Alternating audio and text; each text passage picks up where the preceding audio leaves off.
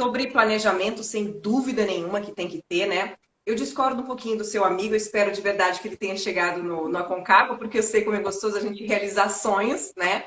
Mas eu discordo porque, sim, tem risco? Sempre tem, né? Inclusive na montanha a gente sempre fala que a gente... Na montanha e na vida, né? A gente fala que a gente tem que entender que tem coisas que eu controlo, tem coisas que eu influencio e tem coisas que eu não controlo, né?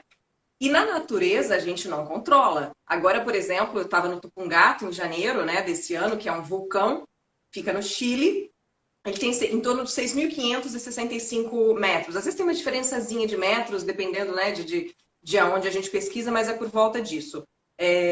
E aí, a gente, no dia do ataque ao cume, que é o dia que a gente vai sair para chegar no topo da montanha, fez um vento absurdo, né? Entrou um vento de em torno de 60 quilômetros, que é muito a gente andando assim num lugar descampado, né?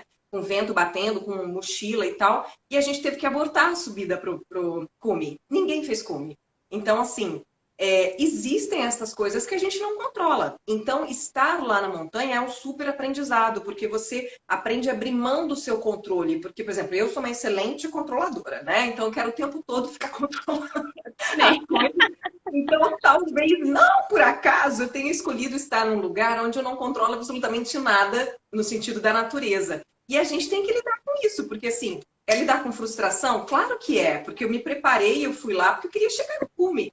E chegou lá, entrou um vento absurdo, tipo, beijo, tchau, não vai, não adianta reclamar, né? Então, assim, é um super aprendizado, mas é exatamente isso. Tem coisa que a gente não controla e tá tudo bem. A gente precisa aprender a lidar com essa frustração e baixar, às vezes, as expectativas, né? Porque a gente vai com muita expectativa que nem sempre acontece. E tá tudo bem, é isso mesmo, né? Então, só para fazer essa parte aí em relação ao que seu amigo falou, porque eu acho que sim, existe sempre um risco das coisas não acontecerem como a gente planeja, né? É. Que acho que tem muito a ver com esse momento que a gente está vivendo e com essa coisa que a montanha ensina muito, né? Assim, tem uma frase que diz: assuntos difíceis treinam a mente, exercícios difíceis treinam o corpo, pessoas difíceis treinam o coração e tempos difíceis treinam o espírito. Perfeito, né? Então, o que a gente quer dizer com isso?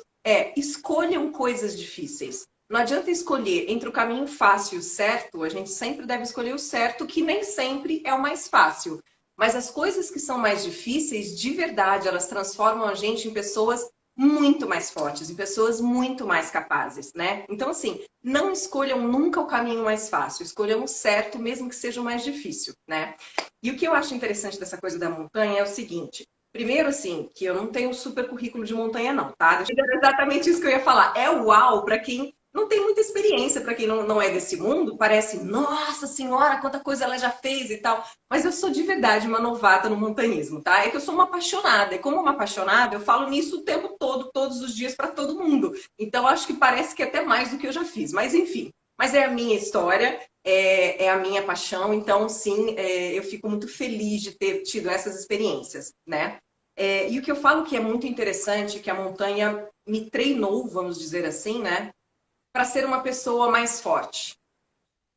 Acho que eu sempre, assim, eu sempre tive uma tendência, eu nunca fui uma pessoa assim de fraquejar, nunca fui uma pessoa, né, nesse sentido, mas assim, a montanha, como ela me expôs a muito desafio, ela me expôs a muitas situações que a gente não controla, eu sinto que eu fui aprendendo cada vez mais a ficar forte, mas entenda, forte não rígida, né? Ganhar força para lidar com as dificuldades. Então, eu realmente agradeço muito a montanha nesse sentido, porque eu fui aprendendo muito. Eu fui aprendendo realmente a lidar com os meus medos, com as minhas vulnerabilidades, com aquela vozinha que fala que isso não vai dar certo, você não é capaz disso, que sonho é esse, é grande demais.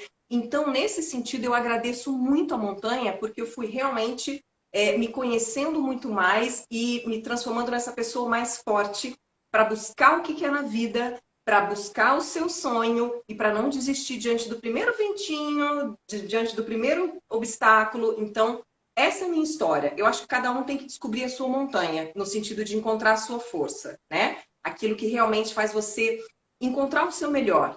Que é aquilo que a gente fala. A gente não tem que se comparar com os outros. Eu não sou melhor, não sou pior do que ninguém. Eu sou eu tenho a minha história e é minha, né? Então, que cada um construa a sua história e encontre alguma coisa, você estava falando da história do axé no começo e tal, encontra aquilo que você gosta de fazer, né? Porque nesses lugares a gente entende que a gente encontra realmente muito mais força para superar todos os desafios. Então, a primeira coisa que eu agradeço muito à montanha é exatamente isso, ter me feito descobrir esse lado mais forte meu.